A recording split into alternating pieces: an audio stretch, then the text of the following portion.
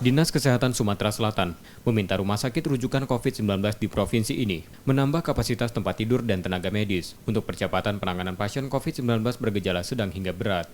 Langkah itu sebagai salah satu upaya menekan angka kematian akibat COVID-19. Meski saat ini tingkat keterisian tempat tidur atau BOR di 5 rumah sakit rujukan COVID-19 di Sumsel masih 48%, namun rumah sakit diminta selalu siaga dan meningkatkan kualitas pelayanan. Karena kebanyakan pasien yang dirawat di rumah sakit memiliki penyakit bawaan dan harus mendapat perawatan intensif. Dari kasus kematian yang terjadi, 80% dari angka kematian COVID-19 di Sumsel karena komorbid. Warga juga harus segera melakukan pemeriksaan jika kontak pada orang dengan konfirmasi positif COVID-19. Kurang dari 2 hari serta melakukan isolasi hasil uji lab keluar. Kesadaran dari warga tersebut untuk mempermudah petugas melakukan pemantauan jika kemungkinan kondisi kesehatan konfirmasi memburuk untuk dapat dirujuk ke rumah sakit.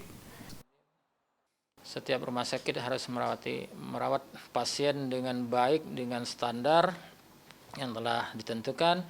Kemudian juga harus melakukan rujuk terhadap kasus-kasus yang berat, rujuk segera. Sehingga kita diharapkan yang tingkat kematian ini bisa menurun. Kita keterisian tempat tidur kita di bawah 50% ya, 4,8 ya.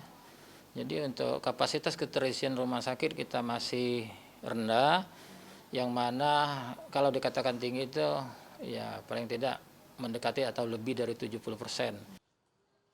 Di Sumsel ada 5 rumah sakit rujukan COVID-19, yakni RSMH, RSUD Siti Fatimah, RS Siti Aisyah Lubuk Linggau, RSUD Lahat, dan RSUD Kayu Agung.